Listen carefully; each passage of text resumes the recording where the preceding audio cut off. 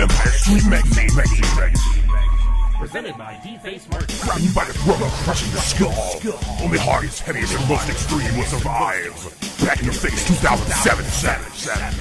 Look for it at your local music store, porn shop, or tattoo parlor. Ask for it by name. Empire Street Magazine. Bam! Send your press kit to Empire Extreme Magazine, 7508 Steubenville Pike, Oakdale, PA, 17051. Or email links to empire@defacemarketing.com. Hey man, we haven't got much time because of the stuff up, so let's go. Okay, let's do it. First off, congrats on the new album. I guess you guys are doing great in Australia. I saw you got nominated for the J Award. How's that for you guys? I mean, is that a big honor in Australia? I'm not real familiar with that, but... Yeah, the J Awards are pretty big. I think that the award in Australia is called an ARIA Award. But yeah, I guess any award you're pretty, it's quite an honour to be nominated. But I think, anything to do with music, it's always hard to give, awards out because obviously music is so subjective that, yeah. For your new album, at least from the stuff that's been on the radio here in the U.S., the new album and especially the new single was a large jump from the stuff that we're used to hearing. Was that like a natural progression? You guys intended to do that, or just kind of happened in the writing, or? Yeah, no, I guess it's just a natural thing. I think, I guess in the US, a lot of people still think of us as the teenage grunge sensation. Yep. And, but, obviously this is our fifth album, and we've had quite the musical, evolution, and I just think a lot of Americans aren't really aware of I guess the full story. So, it doesn't, for us, it doesn't really feel like, we've had that much of a leap. I mean, we're a band that, I actually don't think you can pigeonhole us or say that we're any particular genre.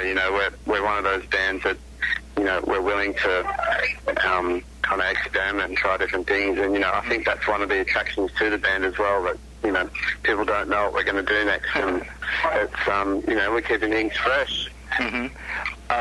That's cool that you guys can go in a bunch of different directions and still maintain a fan base too.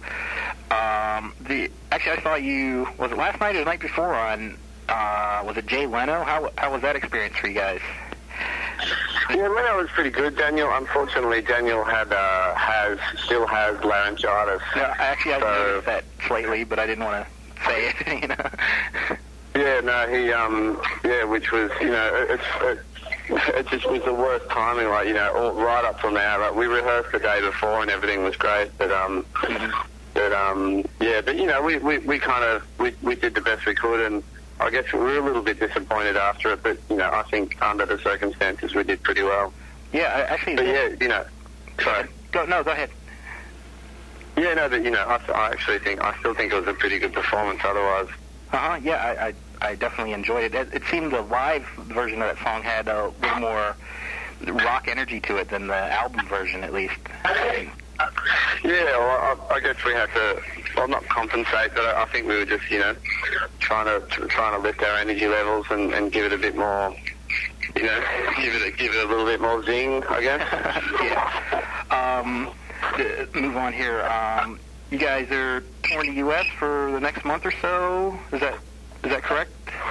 Yeah, we start in San Diego in a couple of nights, and we've just been in LA doing press and stuff. So yeah, it all kicks off in a couple of days, and to hopefully help the album get a good chart, and then we'll go from there. Yeah, you guys plan to end with Lollapalooza. Is that right?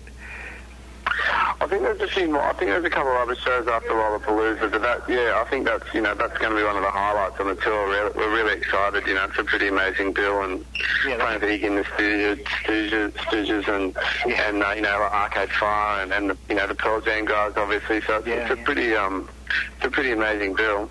Yeah, that should be a pretty big show. I was actually reading some of your bio and stuff. You guys played Rock in Rio.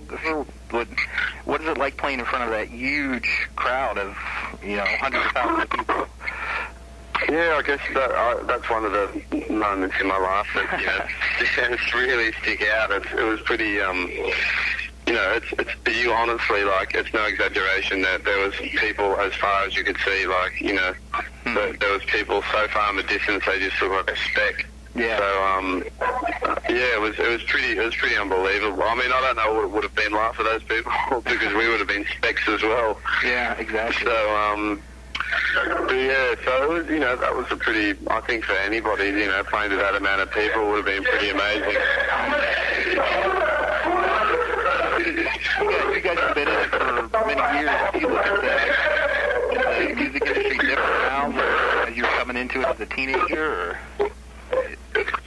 Yeah, I definitely. I think, you know, a lot of stuff has changed in the industry, like, you know, I guess just the different formats and you know, how people get their music and, you know, there's actually, for bands, there's just so much extra work to do, like, you know, you have to do so much content that you have to come up with to kind of please everybody. But, yeah, I guess, I don't know, but personally, I think we're all a little bit more aware of how it all works as well. You know, when you're 14, when we first started, I guess you're pretty bloody naive, you know.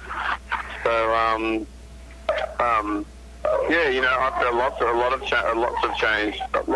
of things have changed, but I don't know. We seem to have adapted over the years. Yeah.